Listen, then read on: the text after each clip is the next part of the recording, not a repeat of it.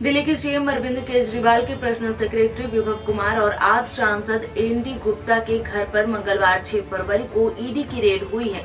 दिल्ली में आप नेताओं और उनसे जुड़े लोगों के करीब 10 ठिकानों पर जांच एजेंसी तलाशी ले रही है। ईडी की यह कार्रवाई मनी लॉन्ड्रिंग से जुड़े एक मामले में हो रही है। ईडी के रेड के बीच दिल्ली की मंत्री आतिशी ने प्रेस कॉन्फ्रेंस की। उन्होंने कहा, भाजपा हमें दबाना चाहती है, लेकिन हम डरेंगे नहीं। कभी किसी को समन आता है तो कभी छापा पड़ता है। 2 साल में सैकड़ों रेड के बाद ईडी 1 रुपए की रिकवरी नहीं कर पाई। शराब घोटाले में 2 साल बाद भी कोई सबूत नहीं मिला। आतिशी ने कहा, ईडी ने इन्वेस्टिगेशन के बाद से सारे ऑडियो फुटेज डिलीट कर दिए। घोटाला हमने नहीं किया, असल में ईडी की जांच में ही घोटाला है। ईडी ने गवाहों के बयानों में फर्जीवाड़ा किया, जिनसे भी बयान लिए गए। उन्होंने कहा कि हमने दबाव में बयान दिए हैं। आतिशी ने पूछा कि ईडी ऑडियो डिलीट करके किसे बचाना चाहती है। आपने देश कोर्ट के सामने जितने सवाल जवाब किए हैं, उनमें से कितने के ऑडियो आपके पास मौजूद हैं?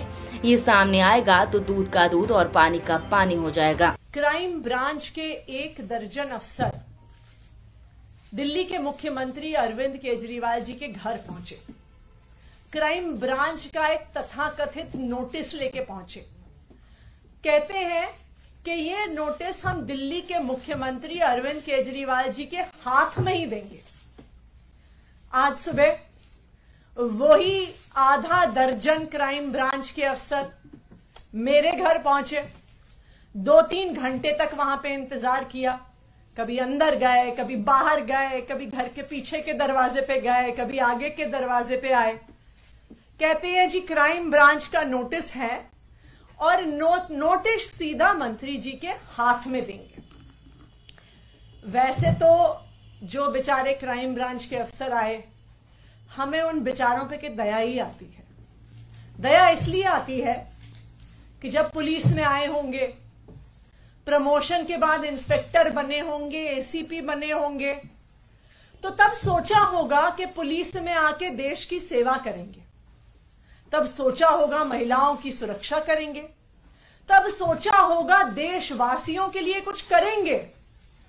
लेकिन आज उन बेचारों को टीवी की एक प्राइम टाइम नौटंकी बना के छोड़ दिया है उनके राजनीतिक आकाओं ने। जब वो बेचारे दिल्ली पुलिस वाले, क्राइम ब्रांच वाले बार बार कहते हैं, कल जैस्मिन जी की उनसे सीएम रेजिडेंस के सामने कुछ बातचीत हुई नोटिस को लेके, तो कहते हैं नहीं, हम मीडिया के सामने नहीं बात कर सकते, हम मीडिया के सामने नहीं बात कर सकते, अंदर आओ, हम मीडिया के सामने नहीं बात कर सकते। तो पूरे दिल्ली में, पूरे देश में क्या मैसेज जाता है? मैसेज जाता है कि दिल्ली पुलिस वाले डरपोक हैं, दिल्ली पुलिस वाले कायर हैं। ये कितने दुख की बात है कि दिल्ली पुलिस के जाबाज सिपाहियों की इमेज आज एक डरपोक इंसान, एक कायर की कर दी गई है, जो मीडिया के सामने बातचीत भी नहीं कर सकता। आप ये सोचिए कि दिल्ली के क्रिमिनल्स क्या सोचेंगे कि भाई इन दिल्ली पुलिस वालों से डरना जो 2-4 कैमरामैन से डरते हैं। एनीवे, तो कल आए क्राइम ब्रांच वाले 3-4 घंटे की इस नौटंकी के बाद मुख्यमंत्री अरविंद केजरीवाल जी को एक नोटिस देके गए। आज सुबह भी मेरे घर आकर भी 2-3 घंटे की नौटंकी के बाद एक ये नोटिस देके गए। अब ये नोटिस भी मजेदार है। ये नोटिस ना तो एफआईआर है, ना ये किसी प्रकार का समन्स है, ना इसमें आईपीसी की कोई धारा, ना इसमें सीआरपीसी की कोई धारा, ना इसमें पीएमएलए की कोई धारा, ना इसमें प्रिवेंशन ऑफ करप्शन एक्ट की कोई धारा। तो कुल मिला के क्राइम ब्रांच 48 घंटे की नौटंकी के बाद मुख्यमंत्री अरविंद केजरीवाल जी और मुझे एक चिट्ठी देके चला गया है, जो वो कह रहे थे कि हम हाथ में ही देंगे। इतनी महत्वपूर्ण चिट्ठी है। मैं कई बार सोचती हूं कि हमारे तो घरों में कभी अमेज़न वाले आते हैं, कभी फ्लिपकार्ट वाले आते हैं, कभी सरकारी कर्मचारी डाक की फाइलें लेके आते हैं।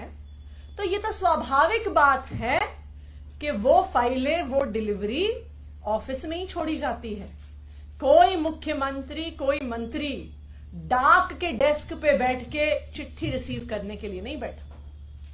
लेकिन जो कल हुआ वो उन पुलिस वालों की गलती नहीं है, उनके राजनीतिक आका हैं जो हमसे कुछ सवाल पूछना चाहते हैं। तो वो हमसे पूछना चाहते हैं कि आखिरकार किसने आम आदमी पार्टी के विधायकों को ऑफर दिया।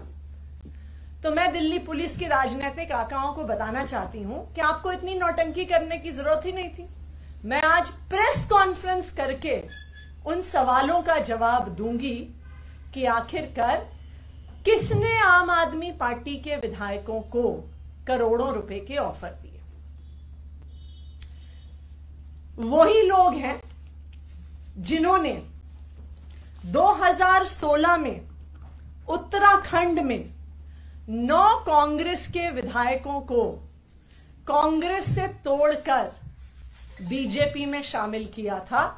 जिन लोगों ने उन 9 कांग्रेस के विधायकों को तोड़ा था, उन्होंने ही आम आदमी पार्टी के विधायकों को संपर्क किया। गोवा 2019 जुलाई, जब 14 एमएलए कांग्रेस पार्टी के 17 उनके टोटल विधायक जीत के आए थे, उनके 14 एमएलए कांग्रेस छोड़ के भारतीय जनता पार्टी में चले गए। जो लोग उन 17 कांग्रेस के विधायकों के पास गए थे, वही लोग आम आदमी पार्टी के विधायकों के पास आए। कर्नाटका 2019, मई 2018 में कांग्रेस और जेडीएस की सरकार बनी। एचडी कुमारस्वामी मुख्यमंत्री बने। जुलाई 2019 में कांग्रेस और जेडीएस के 17 विधायक टूटकर भारतीय जनता पार्टी में चले गए। जो लोग उन 17 कांग्रेस और जेडीएस के विधायकों को पैसा ऑफर करने आए थे, धमकियां देने आए थे, वही आम आदमी पार्टी के विधायकों के पास आए। मध्य प्रदेश 2020, कमलनाथ मुख्यमंत्री थे, कांग्रेस की सरकार थी। 22 कांग्रेस के विधायक कांग्रेस छोड़कर, टूटकर भारतीय जनता पार्टी में शामिल हो गए। तो जो उन कांग्रेस के 22 विधायकों को खरीदने आए थे, उनको तोड़ने आए थे, वही आम आदमी पार्टी के विधायकों के पास आए। और लेटेस्ट, जो अभी कुछ ही दिन पहले पूरे देश ने देखा, महाराष्ट्र में नवंबर 2019 में उद्धव ठाकरे महाराष्ट्र के मुख्यमंत्री बने। लेकिन 21 जून 2022 को शिवसेना के नेता एकनाथ शिंदे 11 विधायकों के साथ बंबई से सूरत चले गए और शिवसेना छोड़कर भारतीय जनता पार्टी के साथ मिलकर उन्होंने सरकार बना ली। तो जो लोग एकनाथ शिंदे के साथ साथ 11 विधायकों को तोड़ने आए थे, वही लोग आम आदमी पार्टी के विधायकों को तोड़ने आए। और जो तेलंगाना में हुआ, जो एक स्टिंग के माध्यम से हमने देखा कि कुछ लोग विधायकों को तोड़ने के लिए करोड़ों रुपए कैश लेके घूम रहे थे, वही लोग आम आदमी पार्टी के विधायकों से संपर्क कर रहे हैं। तो मैं क्राइम ब्रांच के राजनीतिक आकाओं को बताना चाहती हूं कि आपको भी पता है कि कौन वो लोग हैं जो पिछले 7-8 साल से एक एक करके ऑपोजिशन की सारी सरकारों को तोड़ रहे हैं। और वही लोग हैं जो आज आम आदमी पार्टी के एमएलए से संपर्क कर रहे हैं। अब मैं जैस्मिन शाह जी से कहूंगी कि वो अपनी बात रखें।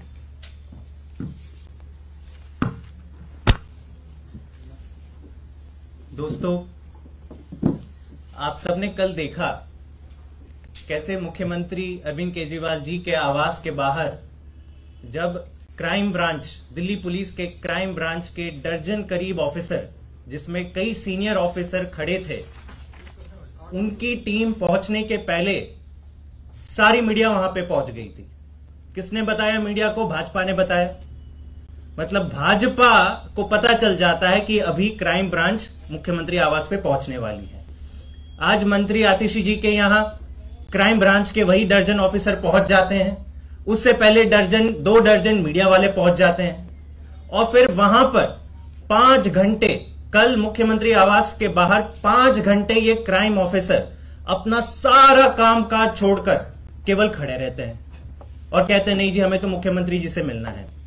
आप सबने वो वीडियो देखा होगा जहां मैंने उनसे एक आम नागरिक के तौर पे सवाल पूछा कि किस धारा के तहत, बस इतना बता दीजिए, किस धारा के तहत आप ये नोटिस मुख्यमंत्री जी को पर्सनली हाथ में सौंपना चाहते थे। क्या कहा उन्होंने?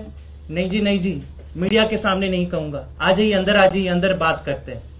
इतना डर, इतना खौफ। अगर आप कानून के तहत कोई काम करते हैं तो मीडिया के सामने बताने में क्या है आपको डर? सवाल का जवाब नहीं दिया। अंत पंत में 5 घंटे की नौटंकी के बाद वही नोटिस सीएम दफ्तर के बाहर देके चले गए। मैं आज आपको यह बताना चाहता हूं कि दिल्ली में इसका क्या इंपैक्ट होता है। आप सब जानते हैं दिल्ली देश का क्राइम कैपिटल है।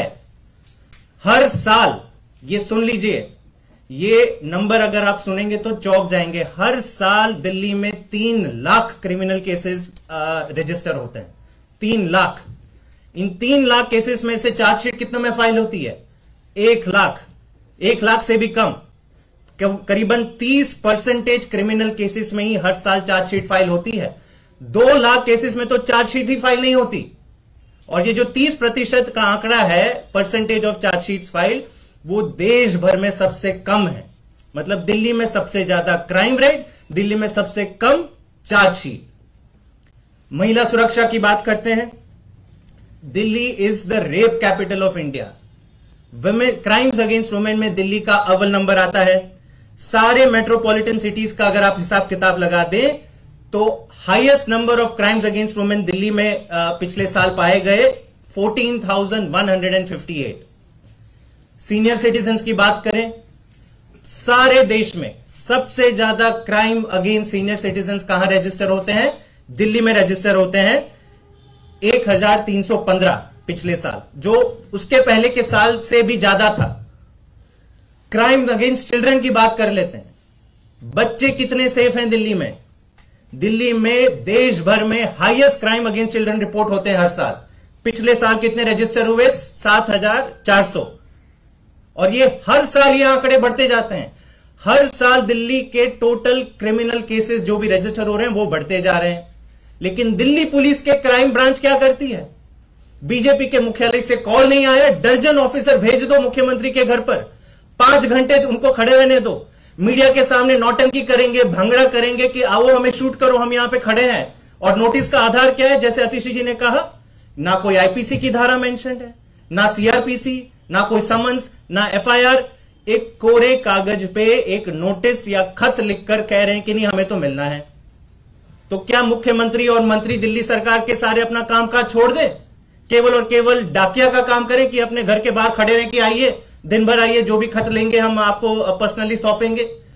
हमारी बीजेपी से गुजारिश है, दिल्ली पुलिस के राजनीतिक आकाओं से गुजारिश है कि ये नौटंकी करना बंद करें, दिल्ली के लोगों की सेवा करने दें। दिल्ली के क्राइम ब्रांच के पुलिस ऑफिसर का कोई इसमें दोष नहीं है, हमारी पूरी तरह से दया है उनके साथ।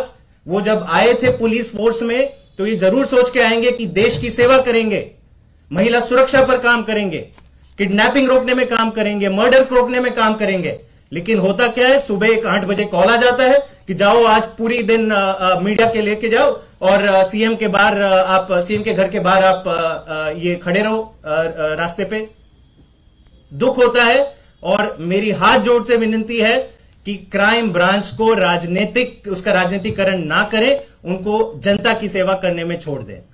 आतिशी जी, अभी जैस्मिन बता रहे थे कि सबसे कम केस रजिस्टर होता है दिल्ली में, लेकिन आप लोगों ने जो आरोप लगाया है उस पर भारतीय जनता पार्टी कह रही है कि सबूत नहीं देंगे तो आपके ऊपर में केस रजिस्टर होने वाला है और जवाब आपको इस बार देना ही पड़ेगा। क्या है सबूत, वो बता क्यों नहीं रहे आप लोग?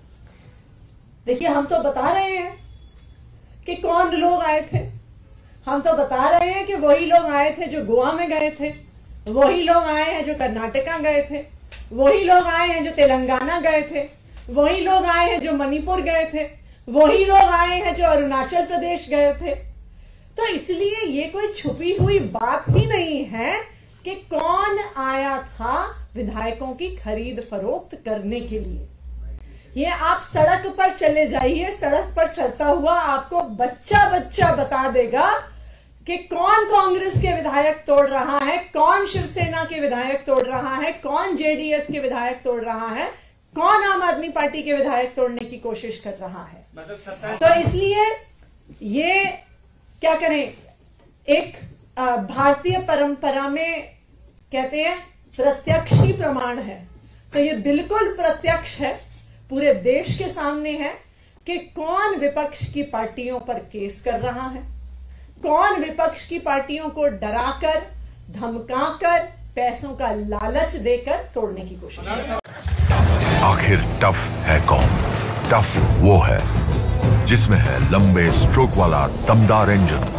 टफ वो है जो आसानी से खींचे बड़े से बड़े औजार। टफ वो है जो चलता रहे बिना रुके बिना थके और दे 6 साल की वारंटी। पेश है नई Mahindra SP plus series. Tough हरदम। भरोसा है, समझौता नहीं।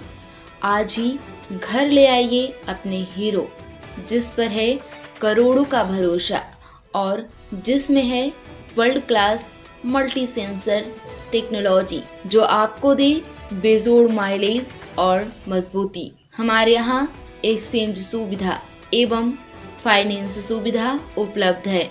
हमारे यहाँ हीरो की सभी गाड़ी जैसे Splendor, passion pro, glamour, extreme 160 एवं स्कूटी के लिए अवश्य पधारें।